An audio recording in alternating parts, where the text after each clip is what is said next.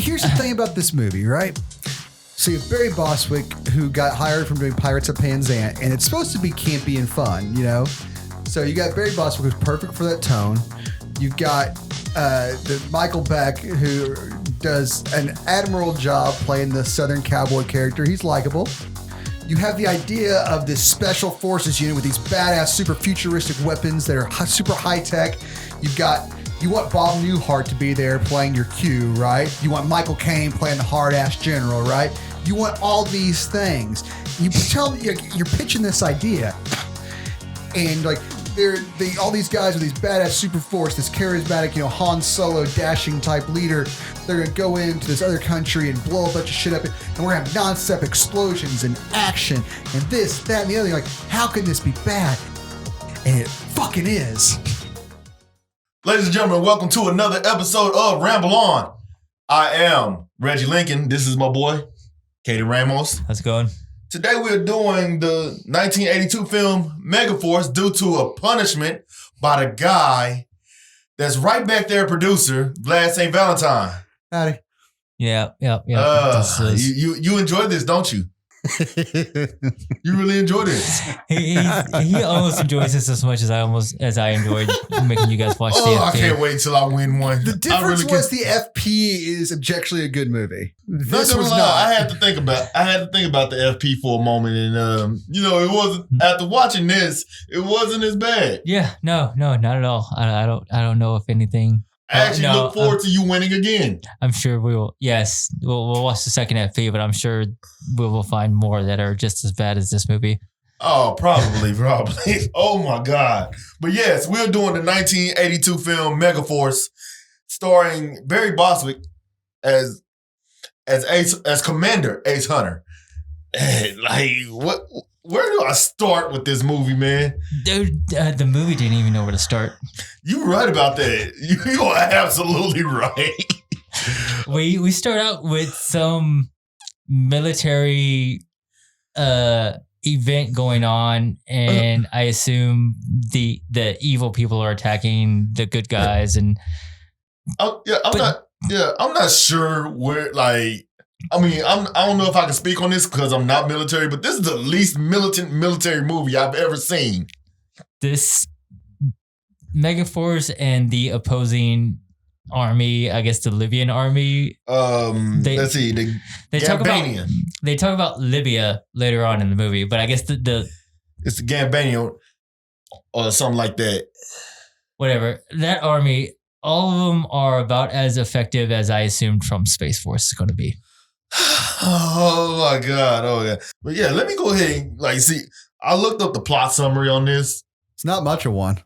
No, it's not. It says the Megaforce leader, Commander Ace Hunter, will lead a mission to destroy the Gambian forces, which are led by his rival and former military academy friend, Duke Guerrero. While Hunter composes an elaborate battle plan to destroy Guerrero's forces, Zara tries to become a member of the Megaforce, which Major Zara was the love interest. Yeah, that plot point was there for 15 minutes, then dropped. Yeah, for sure. Oh my goodness. Oh man, what kind of a military movie was this? I would count this as a military movie. What would you say? I don't as know. A war movie? It is very, very, very fucking 80s. Early 80s at that. The music is just pure fucking 80s action sci-fi flick music, and it's just a montage. The action scenes are so 80s. Well, I guess it was the best they had, don't you? I guess so. I mean, I don't know. One of my notes is in here because I have no idea where the fuck this is taking place. And why we don't know? Because this is a military force full of different soldiers from different countries. We see, on their uniforms, they had the flags of the certain country they represent. Uh-huh. And a weird one from one character, Dallas, who had a Confederate flag on his uniform. The Confederate States of America didn't even exist anymore. So I might be able to shed some light on this for you, gentlemen. So this was directed by Hal Needman, who was one of the stunt coordinators on I think Smoking the Bandit. Yeah. So this movie was basically made by people who did car jump stunts and like Evel Knievel blow up stunts for movies like Smoking the Bandit and shit. Oh yeah. So that's what this movie was. So you can't have the little oh, southern, sure. the little southern character is your little throwback to Bandit there. You know what I mean? So Well, Dukes of Hazzard.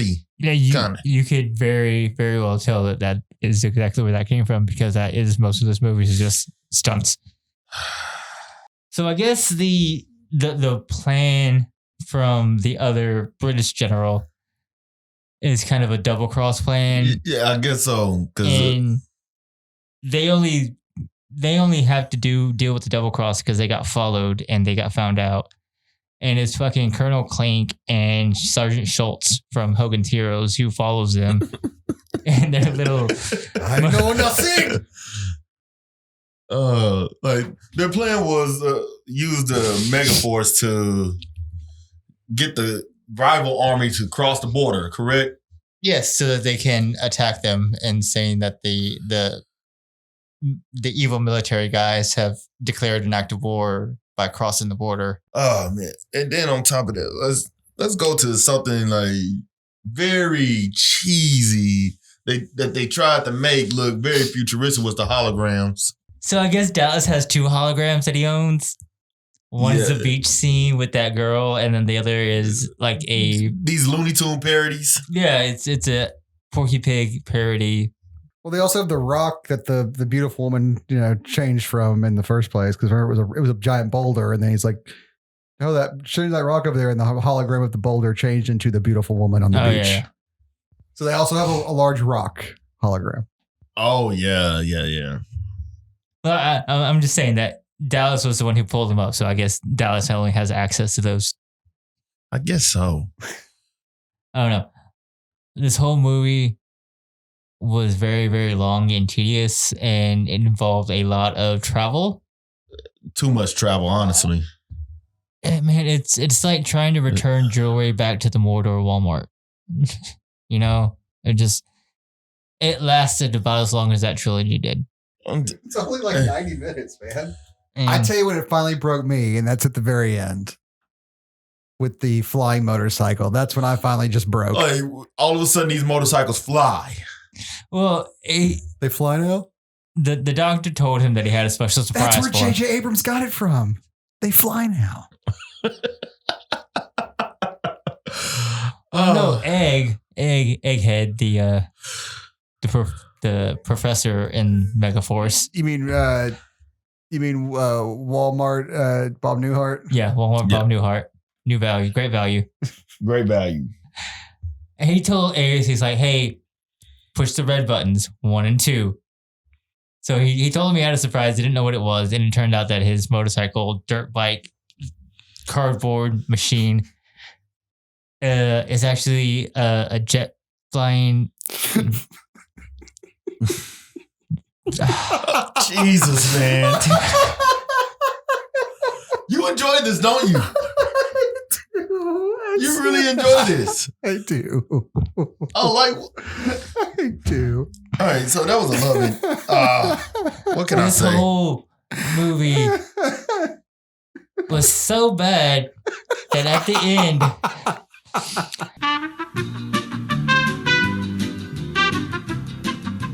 Hunter is sitting there waiting for Duke in the middle of the drive-in, and then hops on his tank. And is like, hey, you almost got me, buddy. And gives him a cigar. And this movie is so bad up to this point, I half expected it to be an exploding cigar a la Bugs Bunny. You had to say what the line was he said, though. Hey! Hi, Duke. Oh, listen, I just wanted to say goodbye and remind you that the good guys always win. Even in the 80s. See you, Duke. So let's get into this love interest of the movie, Major Zora. All right, so Major Zora, what about her? It was like she wanted to join the Megaforce the whole time, but it seemed like, well, this is the 80s, so I guess it's anti-woman, even though she has some military credibility. Yeah, okay. You should say that this movie is like, it's very long, but there's not much to it. No, it's not. They go to hire the Megaforce. The woman wants to, join. He puts her through 2 tests that she passes with flying colors and then says, well, I can't let you join anyway, because he was never going to fucking let her join. So I don't know why he put her through the test. Yeah.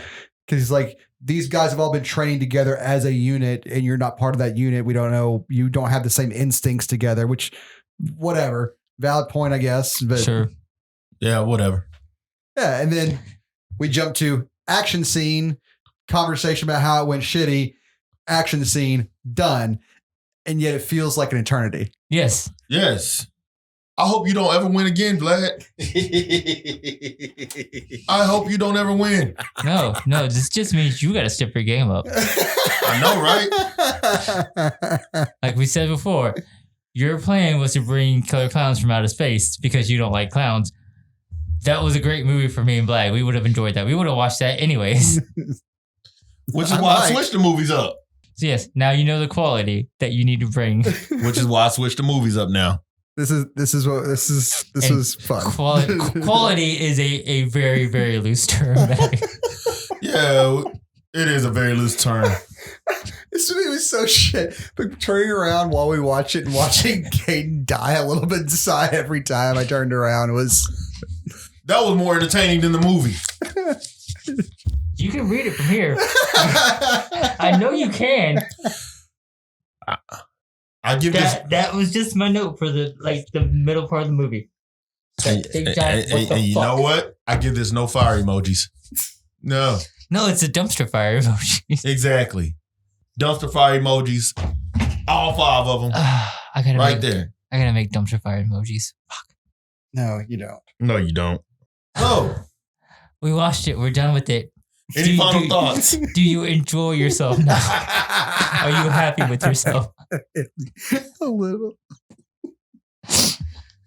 Not as much as if I didn't have to watch it myself, because that really was a fucking slog. Well, those are his final thoughts. My final thoughts? Any final thoughts, Mr. Producer, that I hate so much right now?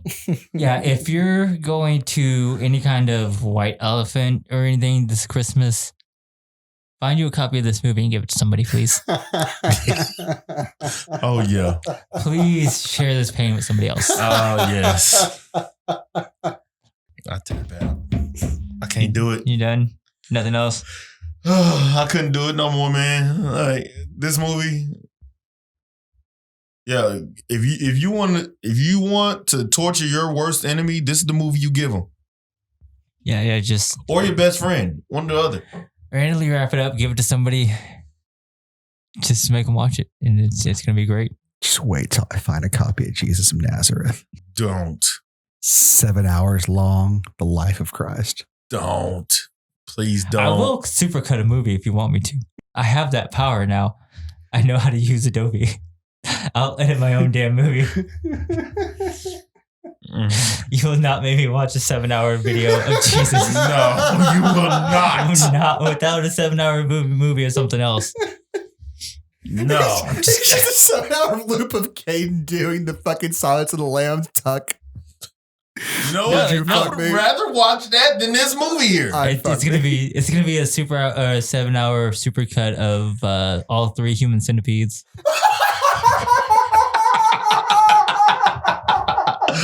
Oh, that hurt. Oh, that hurt my head.